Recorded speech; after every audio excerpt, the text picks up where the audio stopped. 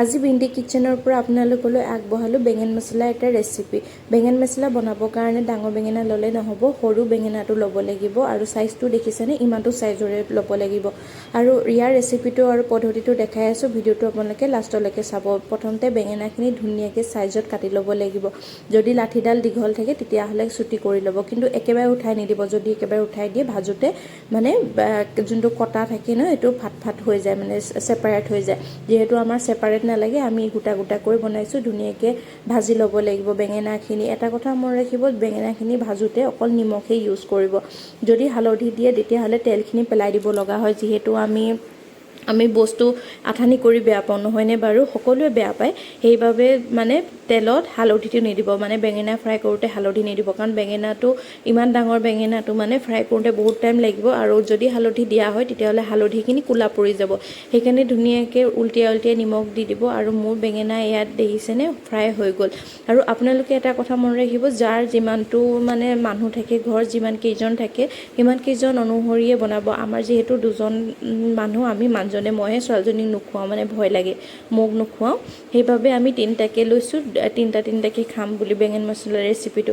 এয়া দেখিছেনে তেল, সেইখিনি তেলতেই মই জিৰা গুড়ি দিলোঁ, আৰু পিঁয়াজ, নহৰু, আদা মই এইটোত মানে সৰুকৈ কাটি লৈছোঁ মিক্সিত মাৰি পিনি। যিহেতু একেবাৰে গুড়ি মিক্সিটোত মাৰিলে কি হয়, আপোনাৰ বস্তুটো পূৰা মিহি হৈ যায়, আৰু সেই মিহিটো ইয়াত নালাগে, মানে বেঙেন মছলা ৰেচিপিটোত নালাগে। অলপ চেনি দিব, চেনি দিলে মানে অকণমান ৰঙচুৱা ভাৱ এটা আহে। জিৰা গুড়ি, ধনিয়া গুড়ি, হালধি দিব, তাতে ৰেড মছলা এটা দিব। ৰেড মছলাটো মই আকৌ কালাৰৰ কাৰণেহে দিছোঁ। যদি আপোনালোকে ৰেড মছলা দিব নিবিচাৰে তেতিয়াহ'লে নিদিলেও হয়। মই জলকীয়া ব্যৱহাৰ কৰা নাই, যিহেতু ৰেড মছলাৰ পৰা অলপ জ্বলা ভাৱ আহিব আৰু মই খাব নোৱাৰিব বাবে আপোনালোকে জলকীয়াটো দিব। জলকীয়া দিলেহে মানে ইয়াৰ টেষ্টটো ডাবল হৈ যাব। আৰু ঘৰৰ কণ বিলাহী আছিলে, কণ বিলাহী দি দিলোঁ গ্ৰেভি হ'বৰ কাৰণে।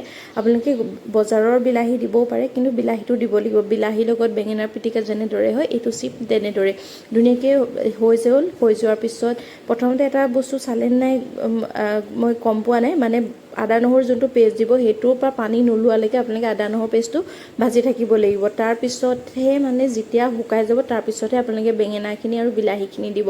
আৰু ধুনীয়াকৈ হৈ গ'ল, পানী দি দিলে, ঢাকন এবাৰ মাৰি পিনি 20 মিনিটমান ৰখাই থৈ দিব। ৰখোৱাৰ পিছত লাষ্টত যেতিয়া হ'ব ভাবে তেতিয়াহ'লে আপোনালোকে মিট মছলাটো দিব, মাংসৰ এটা চেণ্ট আহে। আৰু ধুনীয়াকৈ 10 মিনিটমান হৈ যোৱাৰ পিছত আৰু আজিৰ বেঙেন ৰেচিপিটো আপোনালোকৰ আগত শ্বেয়াৰ কৰিলোঁ।